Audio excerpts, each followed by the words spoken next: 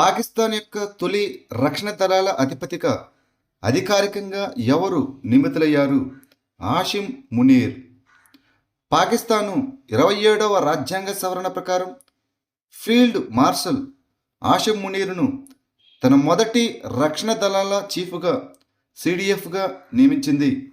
దీని ద్వారా అతనికి సిఓఎస్ పాత్రను నిలుపుకుంటూ సైన్యం, నావికాదళం మరియు వైమానిక దళంపై ఏకీకృత నియంత్రణ లభించింది. ఇక వ్యూహాత్మక, అదేవిధంగా అణు ఆస్తులపై అధికారాన్ని ఇస్తుంది. మొదటి ఫిఫా శాంతి బహుమతి 2025 ఎవరు గెలుచుకున్నారు? Donald Trump. మొదటి ఫిఫా శాంతి బహుమతిని డిసెంబర్ 5, 2025న శుక్రవారం నాడు వాషింగ్టన్ డీసీలో జరిగినటువంటి 2026 పురుషుల ఫుట్బాల్ ప్రపంచ కప్ డ్రాలో యునైటెడ్ స్టేట్స్ ఆఫ్ అమెరికా యొక్క అధ్యక్షుడు డొనాల్డ్ ట్రంప్కు ప్రదానం చేశారు. ఫిఫా అధ్యక్షుడు జియానీ ఇన్ఫాంటినో అబ్రహం ఒప్పందాలు మరియు ఇటీవల గాజా కాల్పుల విరమణతో సహా అంతర్జాతీయ దౌత్య ప్రయత్నాలను ఉటంకిస్తూ ప్రపంచవ్యాప్తంగా శాంతి మరియు ఐక్యత కోసం అసాధారణమైన చర్యలకు గుర్తింపుగా కొత్తగా స్థాపించబడిన వార్షిక అవార్డును ట్రంప్కు అందజేశారు. అలకనంద అనే సర్పిలాకార గెలాక్సీని కనుగొనడానికి ఏ టెలిస్కోప్ను ఉపయోగించారు? James Webb space telescope.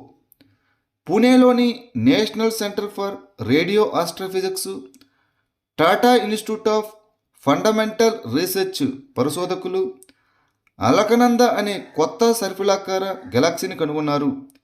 ఇది 12 బిలియన్ కాంతి సంవత్సరాల దూరంలో ఉంది మరియు పరిపూర్ణ సర్పిలాకార నిర్మాణాన్ని చూపిస్తుంది.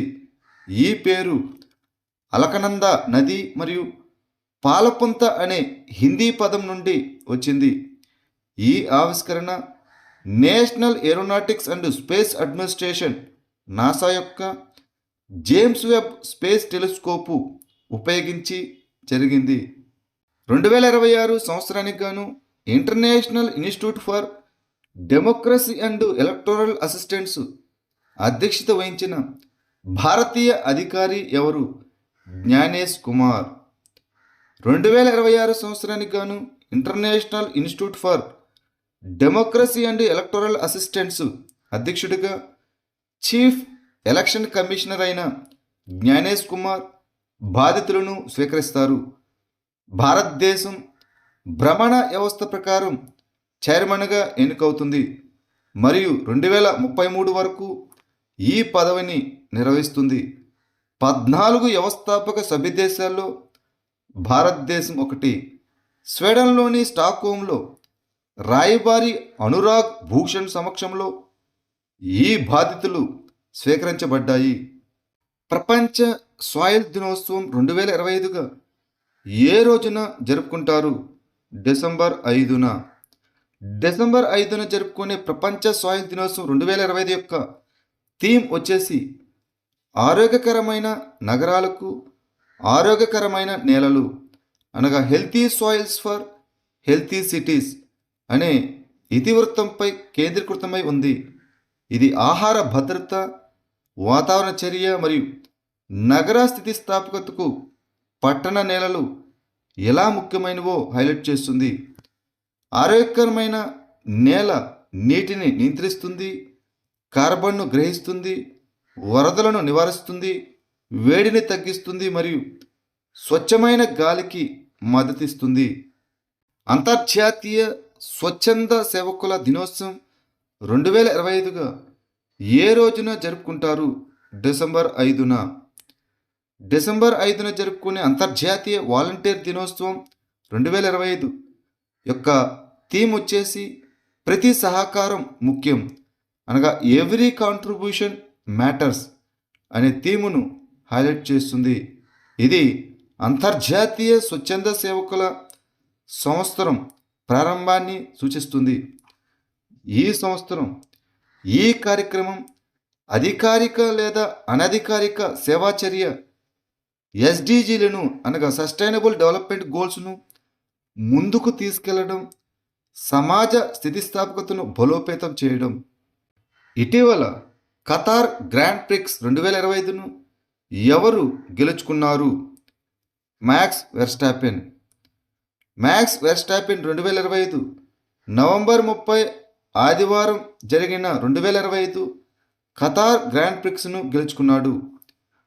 ఆస్కార్ పియాస్త్రి రెండవ స్థానంలో నిలిచాడు మరియు కార్లోస్ సైన్జు మూడవ స్థానంలో నిలిచాడు. శుభ్రమైన హైడ్రోజన్ ఉత్పత్తి కోసం నీటిని విభజించే ఉత్ప్రేరకాలను మెరుగుపరచడానికి ఏ సంస్థ కొత్త పద్ధతిని అభివృద్ధి చేసింది? Centre for nano and soft matter sciences, Bengaluru.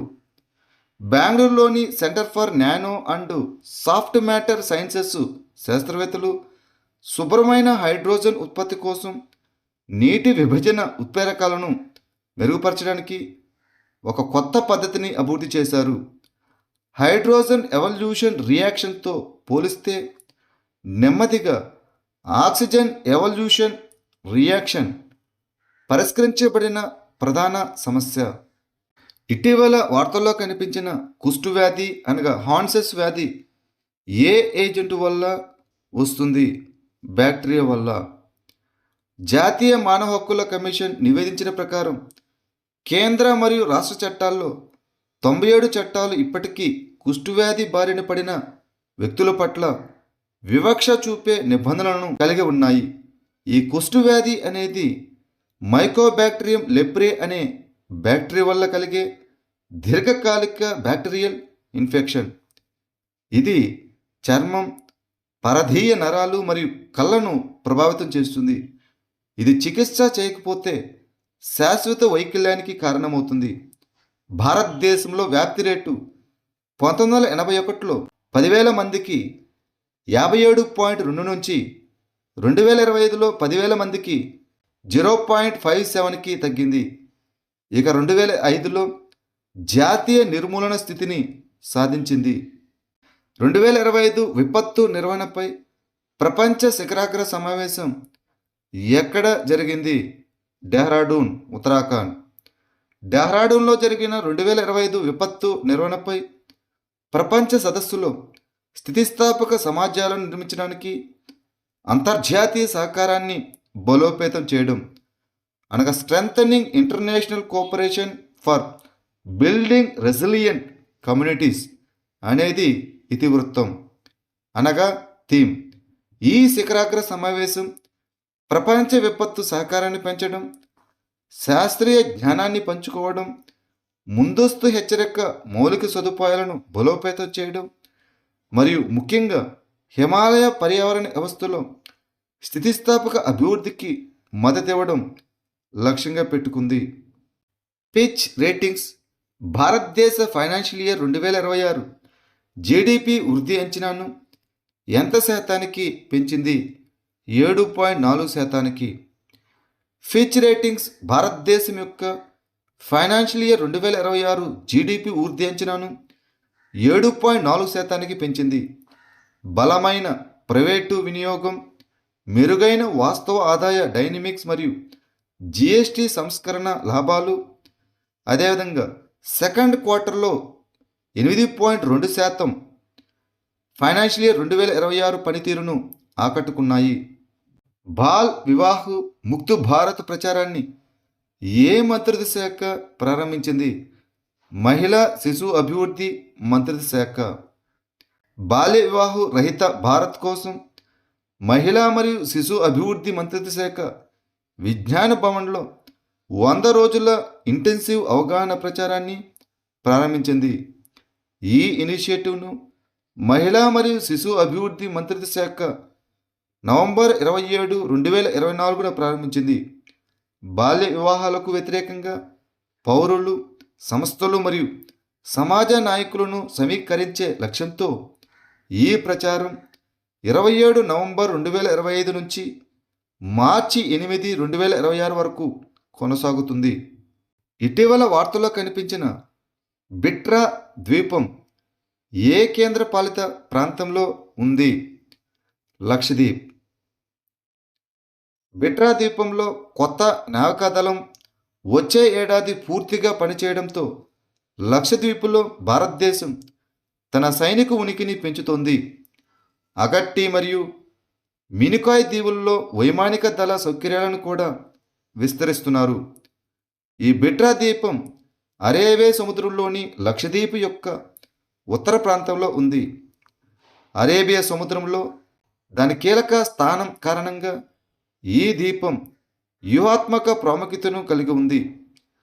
కావరటిల్లోని INS ద్వీపరక్షక్ మరియు మినికాయ్లోని ఐఎన్ఎస్ జటాయుతో కలిసి బిట్రా లక్షద్వీప్లో రక్షణ స్థాపనతో 3వ ద్వీపంగా మారుతున్నది. చప్రల వన్యప్రాణుల అభయారణ్యం ఏ రాష్ట్రంలో ఉంది? మహారాష్ట్ర. మహారాష్ట్రలోని ప్రధాన శ్రేణి విస్తరణను సూచిస్తూ చప్రల వన్యప్రాణుల అభయారణ్యంలో మొదటిసారిగా అరుదైన స్ట్రైటెడ్ గ్రాస్ బర్డ్ నమోదు చేయబడింది. ఈ చప్రాల వన్యప్రాణుల అభయారణ్యం మహారాష్ట్రలోని గడ్చిరోలి జిల్లాలో ఉంది. ఈ అభయారణ్యం మార్కండ మరియు పెనిగొండం కొండల మధ్య ప్రాణహిత నదితో పశ్చిమాన ఉంది. ఇది వార్దా మరియు వైన్గంగ నదుల సంగమం సమీపంలో ఉంది. భారతదేశంలో విదేశీ పెట్టుబడిదారుల కోసం స్వాగత్ ఎఫ్ఐ ఫ్రేమ్వర్క్ను ప్రవేశపెట్టిన సంస్థ ఏది? Securities and exchange board of India SEBI. తక్కువ రిస్క్ ఉన్న విదేశీ పెట్టుబడిదారులకు భారతీయ సెక్యూరిటీల మార్కెట్ యాక్సెస్ను సులభతరం చేయడానికి సెబీ స్వాగత్ ఎఫ్ఐ అనగా single window automatic and generalised access for trusted ఫారెన్ ఇన్వెస్టర్స్ను ప్రవేశపెట్టింది. ఇది ఫారెన్ పోర్ట్ఫోలియో ఇన్వెస్టర్లు మరియు ఫారెన్ వెంచర్ క్యాపిటల్ ఇన్వెస్టర్ల కోసం ఏకీకృత రిజిస్ట్రేషన్ను అందిస్తుంది. పునరావృత సమ్మతి మరియు డాక్యుమెంటేషన్ను కూడా తగ్గిస్తుంది.